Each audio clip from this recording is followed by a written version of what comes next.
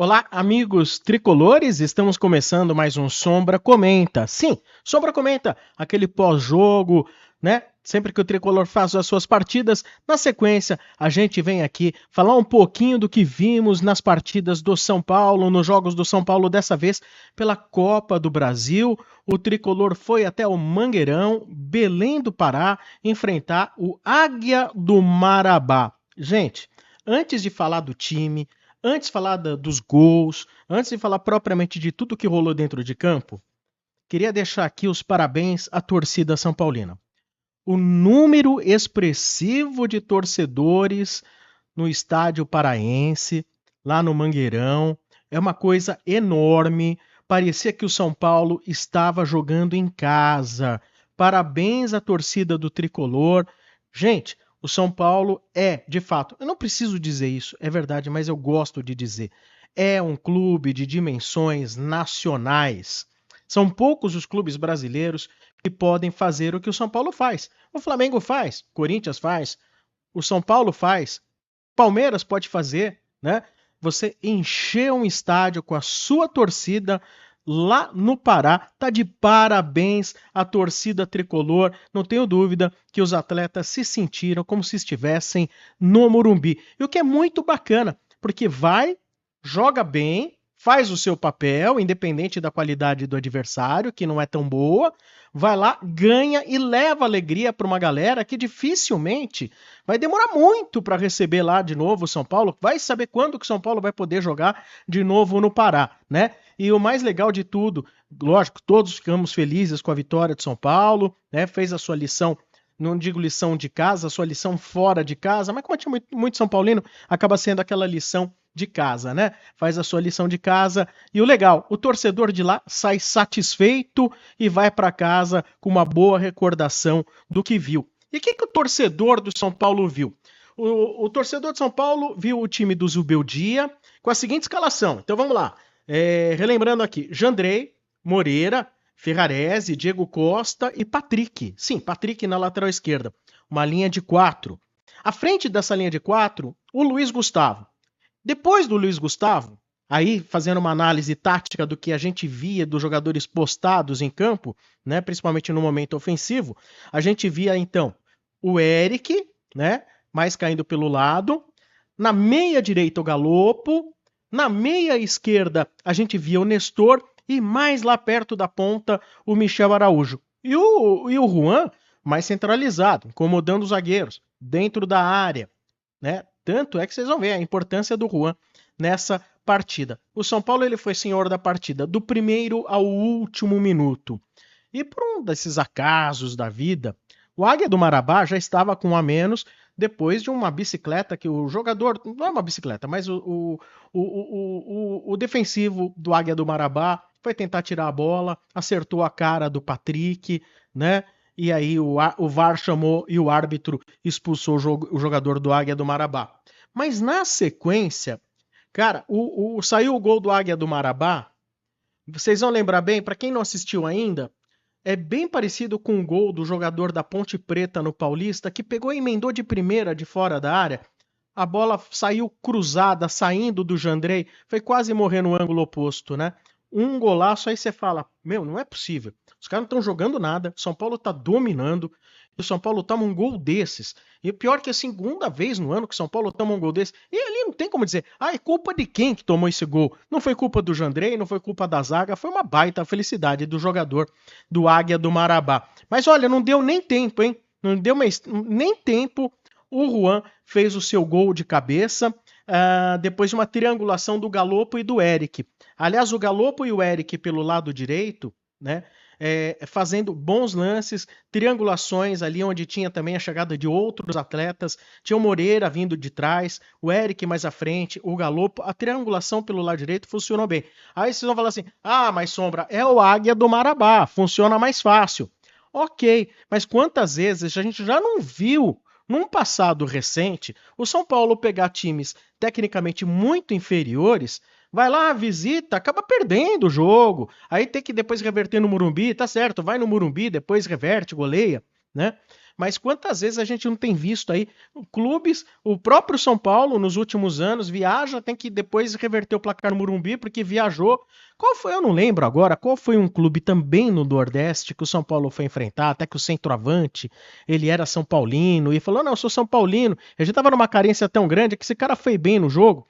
E depois tinha torcedor São Paulino pedindo ele para ser centroavante de São Paulo.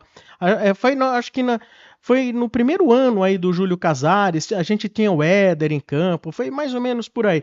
Pô, conclusão, a gente voltou com um resultado negativo. E era um time horroroso. Era um time horroroso. Então, assim, aí logo em seguida o São Paulo fez um gol. Tá certo que o Juan antes já tinha perdido um gol feito. Aí você, na hora que ele perdeu aquele gol feito, você fala assim: não é possível. Ele não aprende a fazer gol. Mas, gente, ele fez o primeiro, fez o segundo de cabeça também. Já no segundo de cabeça, aí foi o lançamento do Luiz Gustavo e cruzamento do Moreira.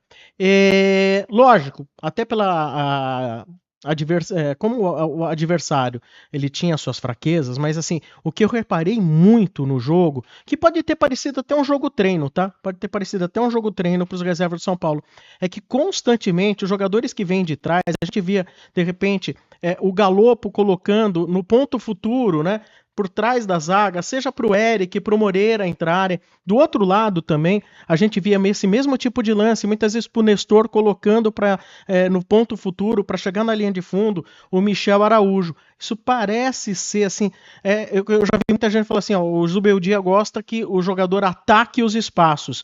Vamos tentar simplificar. O que é atacar os espaços? Ó, é aquela coisa.